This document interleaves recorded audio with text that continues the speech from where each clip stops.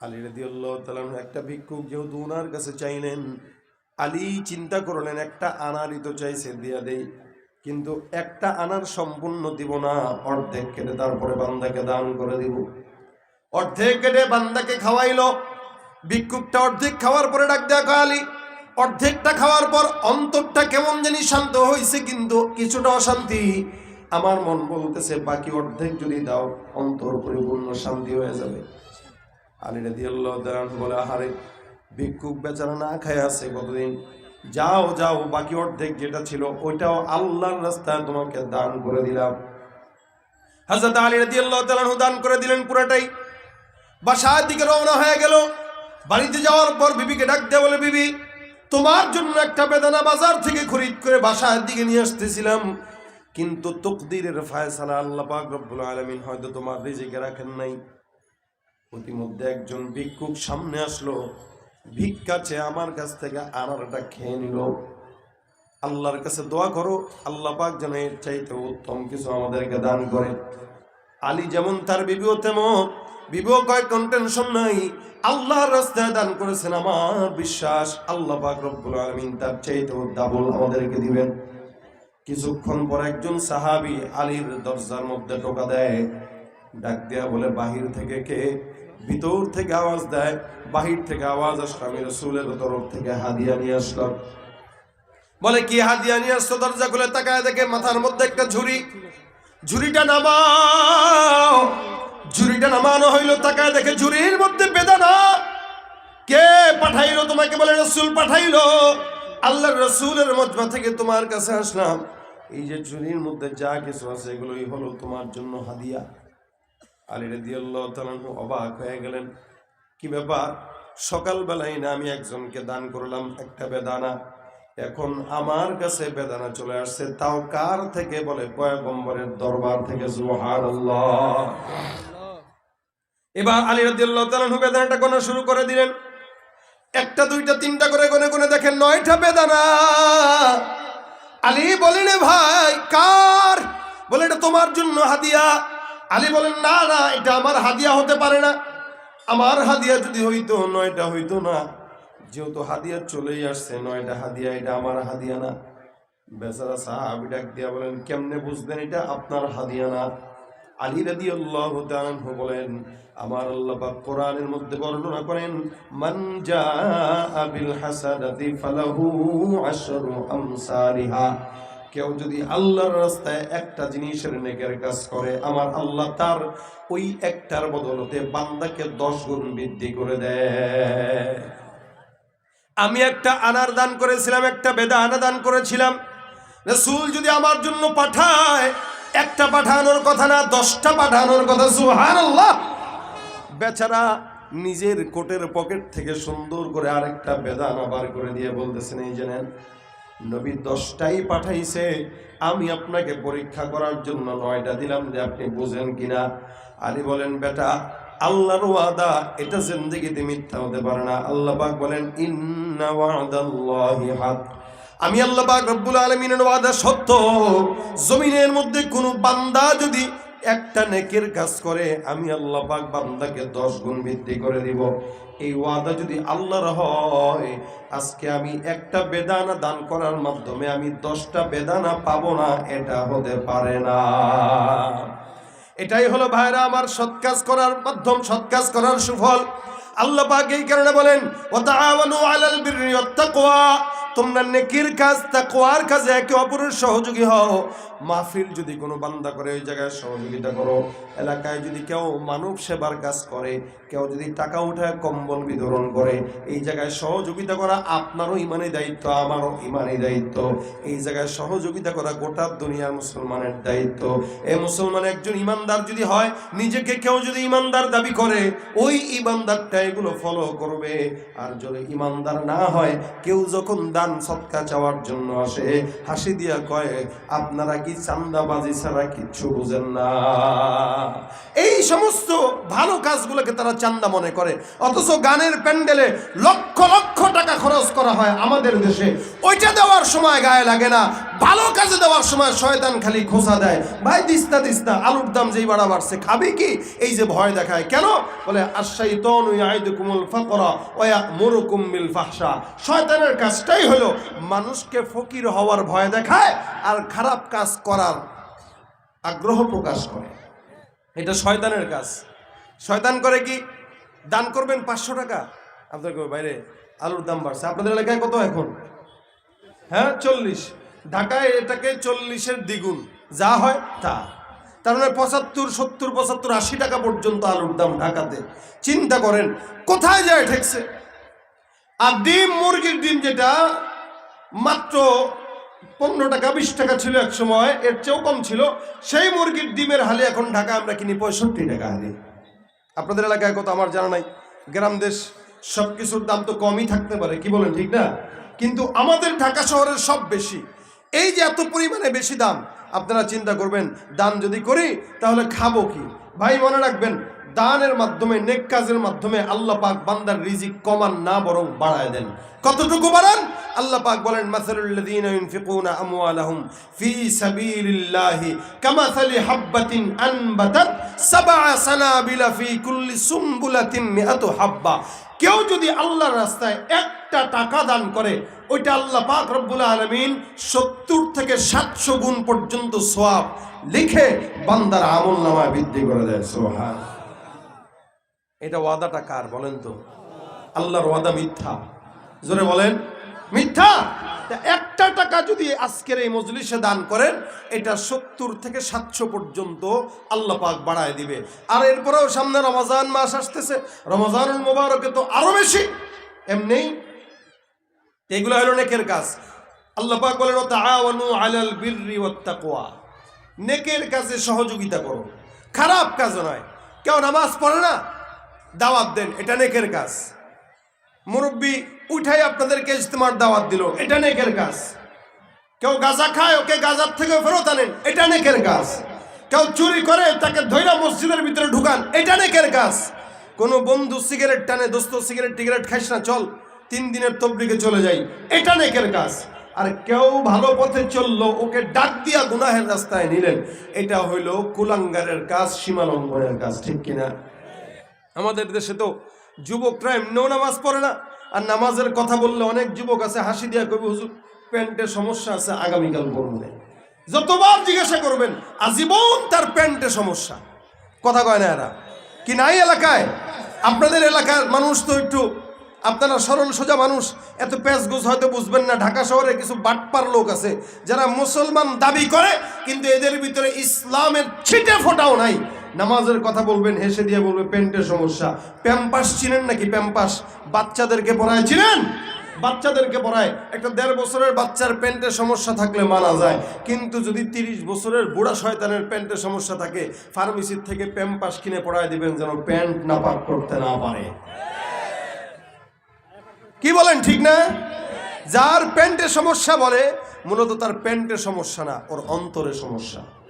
কেন? রাসূল বলেছেন আলা ইন্না ফিল জাসাদি লামুদগা ইযা সালুহাত সালুহাল জাসাদু কুল্লুহু ওয়া ইযা ফাসাদাত ফাসাদাল জাসাদু কুল্লুহু আলা ওয়া হিয়াল কলব। বান্দা আল্লাহ পাক রব্বুল আলামিন প্রত্যেকটা মানুষের একটা কলব দিয়েছেন, আপনারও আছে, আমারও আছে। আল্লাহর নবী বলেন ইযা সালুহাত সালুহাল জাসাদু কুল্লুহু, এটা যখন ভালো হয়ে যায় বান্দার সব ভালো হয়ে যায়, এটা যখন খারাপ হয় বান্দার সব খারাপ হয়ে যায়। আল্লাহর নবী বলেন এই বান্দারা জানো ওইটা কি?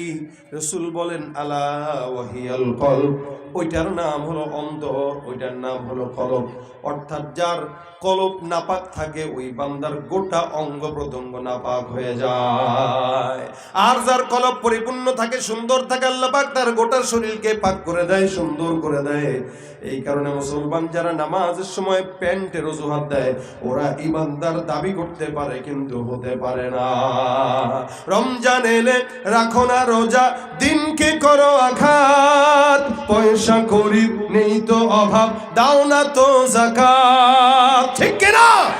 তুমি রমজান এলে রাখো না রোজা, দিনকে করো আঘাত, পয়সা করির নেই তো অভাব, দাও না তো যাকাত, তুমি ইমানদারির বড়াই করো নেই তোমার ইমান, তুমি ইমানদারির বড়াই করো নেই তোমার ইমান। তুমি কেমন মুসলমান, তুমি কেমন মুসলমান, তুমি কেমন মুসলমান, তুমি কেমন মুসলমান। নামাজের সাথে নাই পরিচয়, মানো না কোরআন, নামাজের সাথে নাই পরিচয়, মানো না কোরআন। তুমি কেমন মুসলমান, তুমি নবীর উম্মত দাবি করো, সুন্নাহ মানো না, নবীর অপমানে তোমার হৃদয় কাঁদে না, ঠিক কিনা? নবীর উম্মত দাবি করো, সুন্নাহ মানো না, নবীর অপমানে তোমার হৃদয় কাঁদে না। তুমি বিজাতীয় সংস্কৃতিতে শোভেছ পরাণ, তুমি বিজাতীয় সংস্কৃতিতে শোভেছ পরাণ। তুমি কেমন মুসলমান, তুমি কেমন মুসলমান, ঠিক না বেঠিক? মুসলমান যারা দাবি করে নামাজ দরকার আছে না নাই? নামাজটা ভালো কাজ না খারাপ কাজ? এই কথা বলেন, জোরে বলেন, কি ভালো কাজ? আল্লাহ পাক বলেন তা'মুরুনা বিল মা'রুফ ওয়া তানহাউনা আনিল মুনকার। ইমানদার যারা তারা ভালো কাজের আদেশ দেয়, খারাপ কাজ থেকে বাঁচায়। ইমানদার যারা ভালো কাজে সহযোগী করে, ইমানদার যারা ভালো কাজের সহায়তা করে, আর বেঈমান যারা ভালো কাজে সহযোগিতা করে না, নেকের কাছে সহযোগিতা করে না, এরা খারাপ রাস্তায় নিজেরাও চলে, অন্যকেও চালায়। এই কারণে আল্লাহ পাক রব্বুল আলামিনের হাবিব বলেন, জমিনের মধ্যে কোনো বান্দার যদি আমল কম হয়, আল্লাহ পাক রব্বুল আলামিন আমল কম হওয়ার পরেও বান্দাকে এমন এমন কিছু ইবাদত দিয়া বান্দাকে জান্নাতে নিয়ে যাবে। বলে কি ইবাদত? আল্লাহর নবী সাল্লাল্লাহু আলাইহি সাল্লাম হাদিসের মধ্যে বলেন, হে মুমিন, একটা বান্দা জমিনের মধ্যে ছিল, যেই বান্দাটা একদিন প্রতিমধ্যে রাস্তায় হাঁটতেছিল, হঠাৎ করে তাকায় দেখে একটা কুকুর পানির পিপাসায় রাস্তার মধ্যে কাতরায়। আল্লাহর বান্দা কুকুরের দিকে তাকায় মায়া লেগে যায়। ওই বান্দাটা কুয়ার মধ্যে নামলো, নিজের পায়ের মোজাটা খুললো, ওই মোজা দিয়ে পানি উঠাইলো, পানি উঠায়া ওই কুকুরকে পান করায়। আল্লাহর নবী সাল্লাল্লাহু আলাইহি ওয়াসাল্লাম বলেন, ওই বান্দাটা একটা কুকুরকে পানি পান করানোর মাধ্যমে আল্লাহ পাক সারা জিন্দেগির যত গুনাহগুলো আছে এগুলো সব মাফ করে পানি পান করানোর মাধ্যমে আল্লাহ পাক তাকে জান্নাত দিয়ে দেয়। গুনাহগার বান্দা সারা জিন্দেগি গুনাহ করছে, কিন্তু শুধুমাত্র তার নেক কি? বলে পানি পান করাইছে, তাও কাকে? নিকৃষ্ট একটা প্রাণী, কুকুরকে। আমরা তো কুকুর দেখলে দাঁড়ায় দেই, আমরা তো কুকুর দেখলে দৌড়ানি দেই, ঢিল দেই, মারি। অথচ নিকৃষ্ট একটা প্রাণীকে একটা বান্দা শুধুমাত্র পানি পান করাইছে, এতটুকু তার নেক কাজ, আর বেশি কিছু না। এই জন্য আমরা অনেক সময় মনে করি নেককার হইতে মনে হয় বহুত বড় ইবাদত লাগে, অনেক আমল লাগে, অনেক তাহাজ্জুদ লাগে, অনেক জিকির লাগে। না, বড় বুজুর্গ হইতে তাহাজ্জুদেরও বেশি দরকার নাই, খুব বেশি জিকির দরকার নাই। সবচেয়ে বড় বুজুর্গ সে যে নিজেকে গুনাহ থেকে বাঁচাইতে পারে। কথা বুঝেন নাই মনে আপনারা? বলেন, সবচেয়ে বড় বুজুর্গ কে? যে নিজেকে গুনাহ থেকে বাঁচায়। অর্থাৎ নেকের কাজ করা বড় বুজুর্গি না, গুনাহ থেকে বেঁচে থাকা বড় বুজুর্গি। অর্থাৎ আপনি একটা গুনাহও করেন নাই, এটা আপনার বড় বুজুর্গি, কিন্তু আপনি নেকও করলেন, আবার টেবিলের তল দিয়া ঘুষের টাকাও পকেটে ঢুকাইলেন, এটা নেক নয়, এটা ভণ্ডামি। ঠিক কিনা জোরে কর?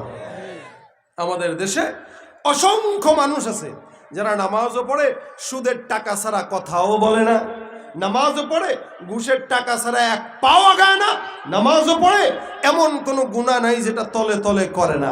বলে এটা নামাজি হইলেও কি, এটা তার চাইতে বেশি বড় গুনাহগার, কারণ সে নামাজ জামের যেটা করে ওইটা নামাজ নয়, ওইটা অভিনয়। আর মাঝখানে যে ঘুষ খায়, সুদ খায়, এটাই তার আসল পরিচয়।